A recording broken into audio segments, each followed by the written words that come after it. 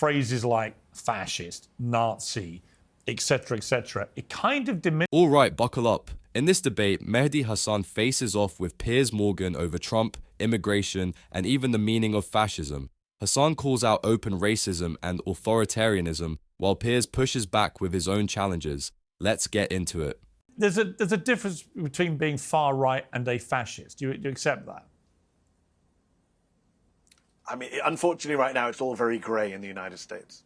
I would say that's part of the problem, is that because in the last few years, everyone has casually tossed around phrases like fascist, Nazi, etc., it kind of diminishes the reality when you see it, when they clearly are.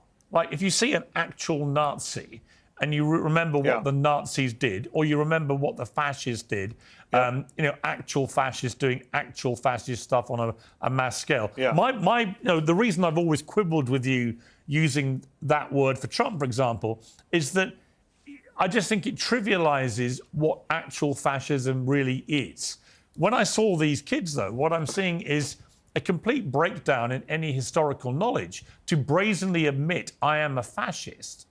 You never mind the open racism you had to put up with, which was obviously contemptible, but to just casually admit in a sort of cheery way, I'm a fascist, it just said to me they don't understand what that means.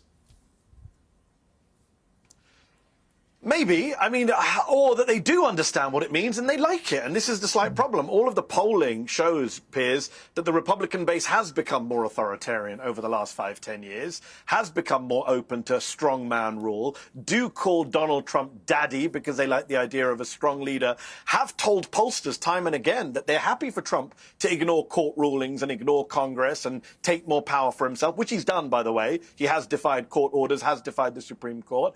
And look, we can argue back and forth about the word fascist, just like on Gaza, you and I have argued about the word genocide. What we can't argue about, and surely what you cannot deny, is that America right now is going through an authoritarian moment. Most political scientists and scholars of democracy are saying American democracy is in decline, is going backwards, is regressing. We are seeing a much more authoritarian approach to government. The Republican Party is enabling Donald Trump's worst excesses. Again, call them whatever you want, authoritarian, illiberal, fascist. And these kids, quote unquote, they're all adults, but yes, young Americans, sitting in that warehouse with me, I don't think they're just ignorant. I actually do think they're taking their cues from the top. They are saying this stuff because Donald Trump has emboldened them. These views, Piers, as you well know, you lived in the United States, these views have been around for decades. But they were said in private. They were said in people's homes. They were said on some weird internet message board. They've become emboldened to say this stuff out loud because the leader of the country says similar stuff out loud. When they say to me, I'm not a real American, I should be deported, denaturalized. I mean, Donald Trump, Piers, is openly saying that Zohran Mamdani, the Muslim American citizen candidate for mayor of New York, is maybe here illegally. Maybe we have to investigate his citizenship based on nothing.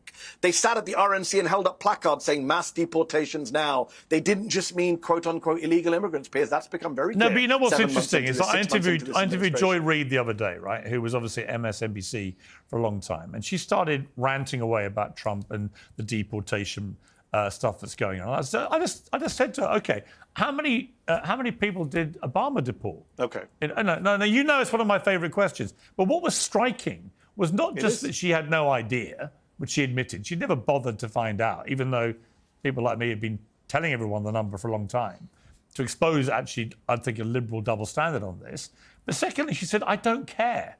She didn't care how many people Obama had deported, even though he's by far pro rata the biggest deporter of people in American presidential history. So, my question for you about this would be, okay, I don't happen to think Trump has been that authoritarian. I think he pushes the courts as hard as he can. Why? But then he reigns back. No, he's defied court orders. The people that have been deported, where there was a big blow up and contention about it, they've come back and they're facing due process. That's not what an authoritarian does. He's cleaned up. That's just not true, Peter. Well, on the southern border, for example, I presume you would praise Trump for stemming the number of people coming illegally there, or would you not? No, I don't praise somebody who tortures people in detention centres, and I don't think you should either. And you said a lot of things that weren't true.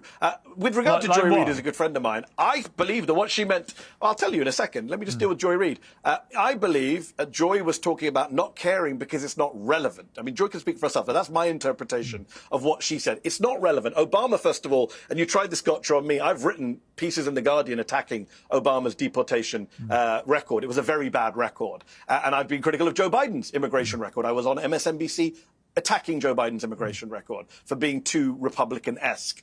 But that is not relevant to right now, because when we're talking about deportations, we're not just talking about numbers at the southern border. We're talking about what ICE is doing in what's called the interior of America, in LA, on the streets of New York, grabbing people off the streets, masked agents with no badges, no IDs, unmarked cars, grabbing American citizens, doing racial profiling of Latino gardeners or customers at Home Depot, putting them in detention, disappearing them like fascist countries do. When American citizens, veterans, a disabled veteran in LA, Piers, just disappeared off the street for 3 days. His family don't know where he's in. That is Pinochet Chile style. But do you stuff, agree? Right? I'm not saying it's the same, but I'm saying that is reminiscent. Okay. No, hold on, Piers. You had a long thing about. I just need to deal with your points, and you come back in. Okay. He has defied court orders. The Washington Post just did a study the other day of 160 lawsuits brought against him. They've defied 1 in 3 of those lawsuits. He hasn't given due process to people in El Salvador. People were tortured, Piers, in El Salvador. Kilmar Abrego Garcia talks about being sat on his knees all night long, being beaten, being deprived of food. Well, actually, a lot of people have said that's nonsense. I did. You opposed George Bush. But it's not nonsense. People have... What are you talking about? Congress members have gone to Alligator Alcatraz in Florida and talked about 35 people to a room, drinking water out of the toilets that they have to do a number 2 in. You opposed the Iraq war. I assume you opposed Guantanamo and Abu Ghraib at the time. I don't quite remember. But this is torture. This is what Trump, the guy you say is not authoritarian, is doing. And he's doing it to American citizens. Yeah, he's doing it to American... Well, he's not giving due process to American citizens. He's chucked out American children out of this country. Right, let me get a question due process just earlier this year. Let me get a question in. Do you agree that undocumented immigrants in America who then commit a crime should be deported? Yes. Good. So then we got a bit of agreement on that. Do you agree that reducing the number of people coming over the southern border illegally from the many millions, depending what you want to report, you want to believe, 8 to 12 million is reported to have come over in the Biden administration 4 years? Do you agree that reducing that... 8 to 12 million, that's a bullshit. That's a nonsense number. Well, how many do you think it is? 2 to 4 million. How many? I think it's about 2 to 4 million is what the experts I talk to say 2 to 4 million. OK, so millions. Do you accept that reducing that to just a few thousand a month is a good thing? Not if it ends the right to asylum, which is America's right under America's obligation, apologies, under international law and American law. Donald Trump... No, hold on, Piers. You can't just elide that. Donald Trump has ended the right to asylum effectively in this country. That is outrageous. It is illegal. But he hasn't, though, has he? Do you support ending the right to asylum? No, he has. He has, actually. He's ended the right to asylum effectively in this country. You can still claim asylum. No, that's not true, Piers. You can. That's not true. That is not true. You can still claim asylum in the United States. ICE agents are picking up...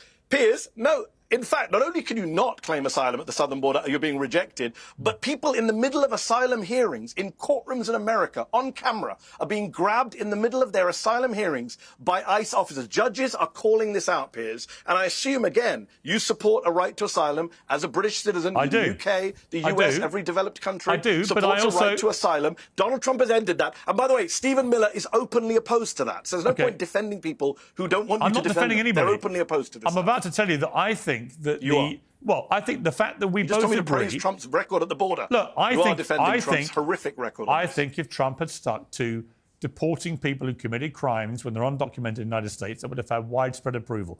I do not like... which every president I do not like this chilling sense of fear that everyone undocumented in America currently has because of the extraordinary work they do for the US economy. Never mind anything else. Never mind the humanity. Not just undocumented, Piers.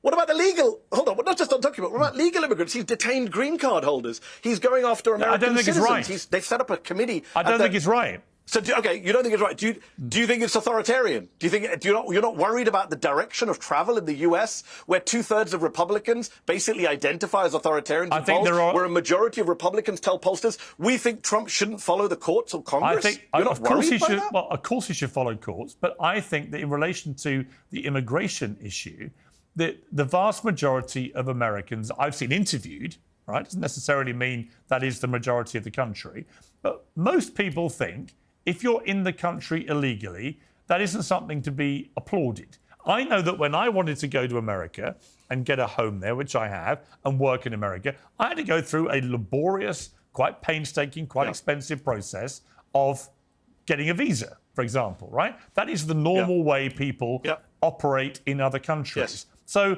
that is how a lot of people do it. They do it the legal way. We have the same issue in the United Kingdom with people coming over on boats from France in the tens of thousands, right? It is annoying to those who do things the right way. So I understand that, but I also understand you cannot just deport every undocumented person in America. It would create complete mayhem. It would wreck the economy. It's unworkable, and it's also intrinsically unfair if someone's been there for a few years, has family born in the United States, is working and paying taxes and contributing to the economy. I think it's not right that those people should be picked up and thrown out. Right? Now, so there are lots of complexities to this, and I agree with a lot of it, probably along with you. I just don't think that you can ignore, as Joy Reid wanted to, what Obama did for 8 years as a Democrat president and as a black and as the first black president. Piers, come on, Piers.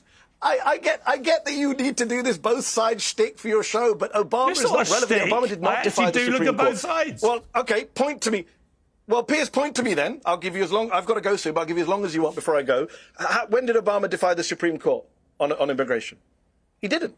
When did he defy lower court judges? He didn't. Joe Biden didn't either. So we're talking about the courts here, right? Judges, Trump-appointed judges, Piers. A Trump-appointed judge said earlier this year that an American child was expelled, deported from this country, even though you can't legally deport an American citizen, but was kidnapped and taken out of this country without meaningful process. That is the words of a Trump-appointed judge. You cannot find an equivalent for Barack Obama, and I carry no water for Obama on immigration. One thing I've got to say on undocumented folks, some of these people, not just here a few years, they picked up an Iranian woman, a grandmother in her front yard gardening, who'd been here since 1979. She came as a child. Her family claimed asylum after the Iranian Revolution. They picked up and detained her. This is insane. And by the way, the polls show, Piers, that Americans do want deportations, but when they're asked more detailed questions, do you support people who've been here for many years? Do you support people who have committed no crimes? Do you support deporting people who want a pathway to citizenship? They don't support deporting those people. They support, like you and I do, deporting violent criminals, which Biden was doing, Trump did, Obama did. Everyone agrees on that. What he's doing right now, and what Stephen Miller is doing, Piers, just so your viewers know, Stephen Miller went to ICE and said, you better round up 3,000 people a day. He's given them an arbitrary number. And ICE people are saying, we can't do this. It's not possible. He said, just go to 7-Eleven, go to Home Depot, and just round people up. They're doing racial profiling, Piers. They're just grabbing brown people, Latino folks off the streets who are American citizens. And they're saying very clearly why they want to do this, right? They want to make, when they say they want to make America great again, it's because they want to go back to a whiter America, a less browner America. That is Stephen Miller's vision. That is, you get Stephen Miller on Piers and ask him. They've not said that. They've not said that.